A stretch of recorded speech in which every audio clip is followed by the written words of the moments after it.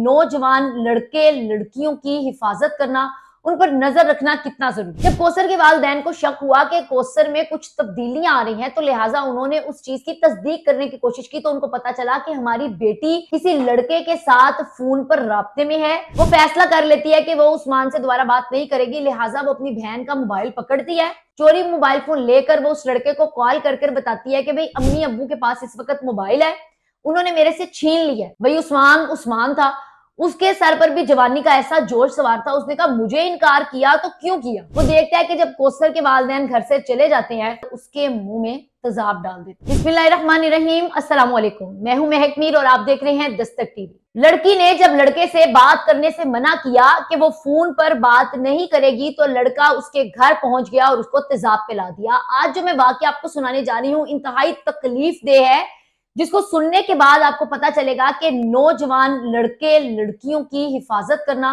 उन पर नजर रखना कितना जरूरी है।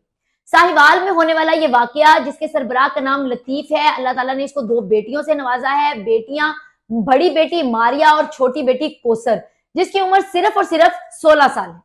16 साल की लड़की यानी मैट्रिक की तालिब इल्म, इसको मोहब्बत हो जाती है उस्मान नामी लड़के से।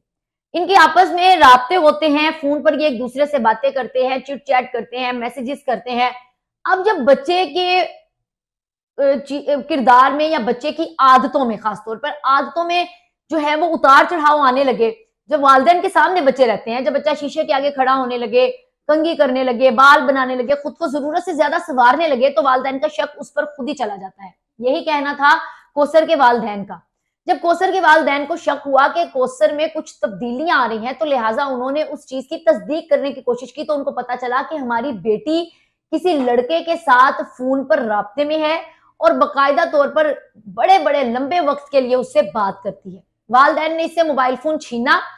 छीनने के बाद इसको डराया, धमकाया, डांटा, जो वो कर सकते थे कर कर अपनी बच्ची को समझाया कि भाई इस काम की घर में इजाजत नहीं है, तुम बच्ची हो, मोबाइल फोन वापस नहीं मिलेगा। जो तुमने हरकत की है इसके बाद सोचना भी ना कि हम तुम्हें माफ करेंगे। उसको डांट पड़ती है, लेकिन एक अच्छी बात जो होती है वो उस कौसर का अपने वालिदैन की बात को सुनना और समझना। वो फैसला कर लेती है कि वो उस्मान से दोबारा बात नहीं करेगी, लिहाजा वो अपनी बहन का मोबाइल पकड़ती है। चोरी मोबाइल फोन लेकर वो उस लड़के को कॉल कर बताती है कि भाई अम्मी अब्बू के पास इस वक्त मोबाइल है, उन्होंने मेरे से छीन लिया है और अब मैं तुमसे राब्ते में नहीं रहूंगी, ना मैं तुमसे दोबारा कभी बात करूंगी। मतलब वो 2 टोक उस्मान को जवाब दे देती है कि तुम मुझसे राब्ता नहीं करोगे। भाई उस्मान उस्मान था, उसके सर पर भी जवानी का ऐसा जोश सवार था। उसने कहा मुझे इनकार किया तो क्यों किया। पता नहीं उसकी घर पर ताड़ रहती थी, वो हर वक्त घर को ही ताड़ता रहता था। लिहाजा वो देखता है कि जब कौसर के वालिदैन घर से चले जाते हैं तो घर के अंदर दाखिल हो जाता है। यहां तक कि उसको उस लड़की के कमरे तक का पता होता है कि वो किस जगह पर होती है। कौसर के पास जाता है और उसको जाकर अपनी जेब से मोबाइल फोन निकाल कर देकर कहता है कि ये लो फोन, तुम्हारे वालिदैन ने छीन लिया तो कोई बात नहीं। और दूसरी तरफ हाथ में पकड़ाता है जी सिम, ये लो मोबाइल और ये लो सिम, अब हम बात करेंगे। कौसर उसको 2 टोक जवाब देती है कि तुम यहां से चले जाओ। वो डर जाती है बच्ची कि अम्मी अब्बू आ जाएंगे, तुम्हारी जुर्रत कैसे हुई घर के अंदर आने की। दोनों की आपस में बहस तकरार होती है। वो मोबाइल देता है, वो मोबाइल नहीं लेती। लिहाजा जो उस्मान उसके घर में अकेला नहीं बल्कि अपने कुछ दोस्तों के साथ आया था, अपने दोस्त को कहता है इसको पकड़ो और उसके दोस्त के साथ मिलकर उसके मुंह में तेजाब डाल देता है। इंतहाई तकलीफ और अफसोस के साथ कहना पड़ रहा है कि आज की नौजवान नस्ल किस तरफ चल पड़ी है। उसको यह भी पता था लड़की ने इनकार करना है, उसने इनकार करने पर क्या करना है वो इख्तियारी के साथ उसके घर में आया था। वो इनकार नहीं सुन सकता था। मोबाइल फोन देगा, लेगी तो ओके है, ना लेगी तो उसके साथ उसने क्या करना है वो इस चीज का फैसला बाहर से कर आया था।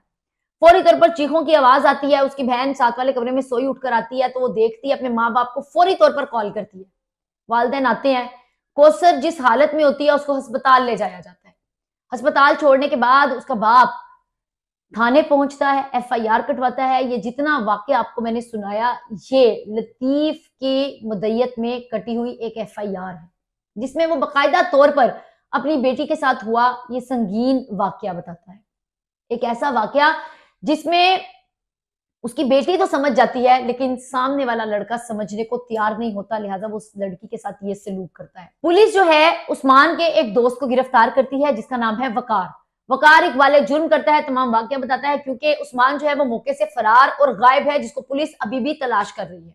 ये तो जो वाकया है साहिवाल में पेश आया, लेकिन अगर मैं आपको ये कहूं कि नौजवान नस्ल, बच्चे जब इस उम्र में होते हैं 20 साल तक, बच्चों को कोई समझ बूझ नहीं होती, वो अच्छाई बुराई में फर्क करना नहीं जानते। बहुत कम लोग और बहुत कम बच्चे होते हैं जो बहुत जल्दी समझदारी की जानिब बढ़ जाते हैं। आजकल के दौर में बच्चों पर नजर रखना, उनको समझाना, उनको अच्छे बुरे में फर्क बताना बहुत जरूरी हो चुका है।